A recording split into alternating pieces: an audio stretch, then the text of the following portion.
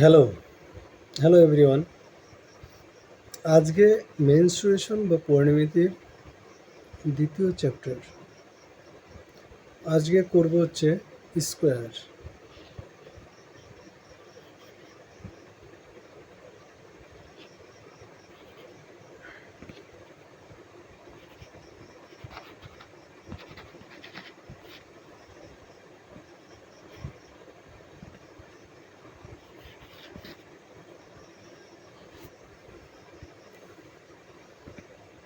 Square এরকম একটা চিত্র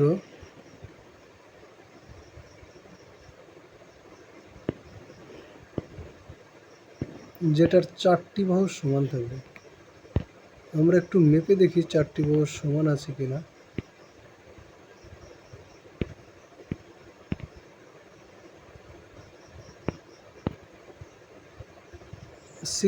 সিক্স চারটি বাহু আমাদের সমান নেই, তাই কি না? চারটি বাহু যেহেতু সমান নেই, 7.5। এবার দেখো চারটি বাহু সমান, বড় যদি করা যায়, প্রত্যেকটা বাহু 7.5, 7.5, 7.5।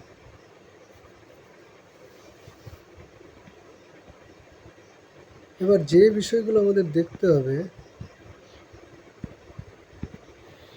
সেটা হচ্ছে 7.5, 7.5, 7.5 অ্যান্ড 7.5। চারটি বাহুর দৈর্ঘ্য হচ্ছে সমান। তাহলে একটা সমতলিক চিত্র বা সমতলিক চতুর্ভুজ, প্রথম শর্ত আমাদের কি আসলো? যে স্কোয়ার হবে। তার প্রথম 1 নম্বর বিষয় আসলো চারটি বাহু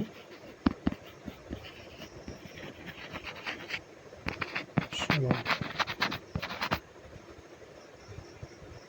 তারপরে যে বিষয়টা আসবে সেটা হচ্ছে প্রত্যেকটা কোণ, লক্ষ্য করো প্রত্যেকটা কোণ কত আছে? 90 ডিগ্রি। 2 নম্বর আসবে চারটি কোণ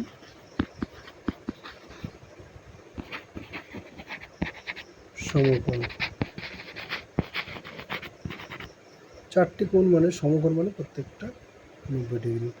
চারটি বাহুর সমান এবং চারটি কোণ সমকোণ, এবং বিপরীত বাহুগুলো সমান্তরাল। এখানে আর বলার দরকার নেই, কারণ এই দুটো জিনিস যখন আমরা বলে দেব তখন আর কোনো চিত্র এর সাথে ম্যাচ করবে না, আর যেটা ম্যাচ করবে সেটা স্কোয়ার হয়ে যাবে। এটা যখন একটা স্কোয়ার, এই স্কোয়ারকে আমরা এবার তাহলে কিছু একটা কাজ করি। স্কোয়ারটার প্রত্যেকটা বাহুর দৈর্ঘ্য আমরা এ ধরে নিলাম, যেহেতু সমান তাহলে একটা এ ধরলে সবগুলো এ হয়ে যাবে। তাহলে এখান থেকে 1 নম্বরে আমাদের ক্ষেত্রফল, পরিসীমা পরিসীমা বের করে যদি ইকুয়ালটা হবে 4 × বাহু বা 4a। 2 নম্বর ক্ষেত্রফল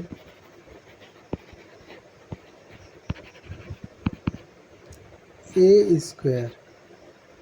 এবারে সব ক্ষেত্রফলের যে এককগুলো আছে সেগুলো আর লিখলাম না, স্কোয়ার মিটার হবে, কিংবা unit square, square metre, metre square, centimetre square, kilometre square, এরকম আর কি।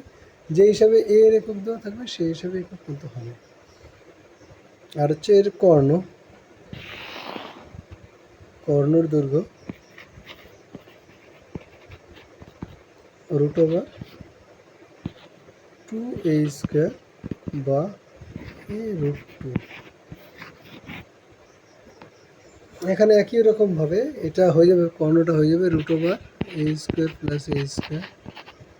বি কেন, a square plus a square চলে আসবে 2a স্কোয়ার।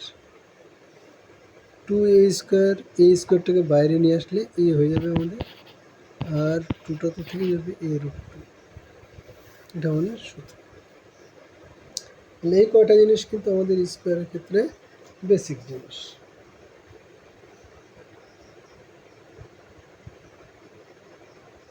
তাহলে আয়তক্ষেত্র আর বর্গক্ষেত্র,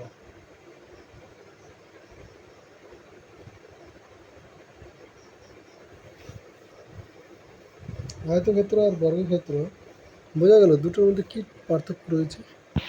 আর একটা ছোট্ট জিনিস বলি এখান থেকে, যে কর্ণ ইকুয়াল টু, তাহলে a√2 ইকুয়াল টু কর্ণ, তাহলে a ইকুয়াল টু কী হবে, কর্ণ বাই √2, বোঝা গেল। তাহলে যদি আমাদের কর্ণ দেওয়া থাকে সেখান থেকে বাহুর দৈর্ঘ্য বের করা কিন্তু ইজি, কর্ণকে √2 দিয়ে ভাগ করা হবে।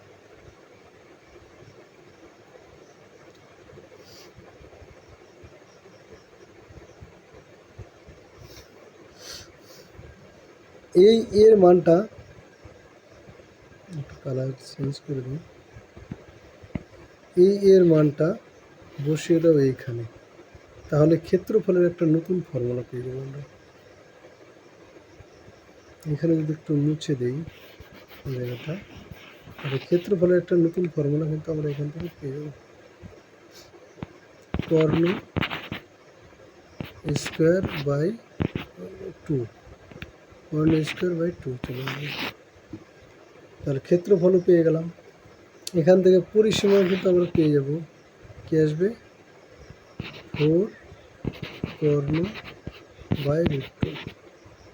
নিচের √2 যদি উঠিয়ে দেই তাহলে আমাদের এখানে চলে আসবে, উপরে √2 দিয়ে গুণ হয়ে যাবে, এখানে √2 দিয়ে 2 হয়ে যাবে না, নিচে 2 দিয়ে এটাকে কাটলে 2, তাহলে 2√2 ইন্টু কর্ণ, বা কী বললাম, 2√2 ইন্টু কর্ণ, তাহলে পরিসীমা।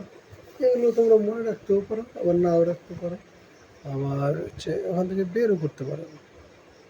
তাহলে কর্ণর দৈর্ঘ্য যদি দেওয়া থাকে, এই দুটো সূত্র দিয়ে আমরা কিন্তু ডিরেক্ট বাহুর দৈর্ঘ্য পেয়ে যেতে পারি, ক্ষেত্রফল পেয়ে যেতে পারি, পরিসীমা পেয়ে যেতে পারি, এতে কোনো সন্দেহ নেই।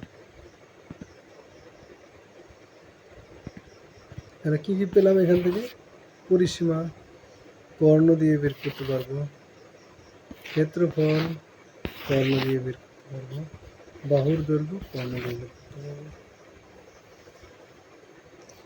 কিন্তু আয়তক্ষেত্রের সময় এরকম ছিল না, কারণ বাহুগুলো সমান ছিল না।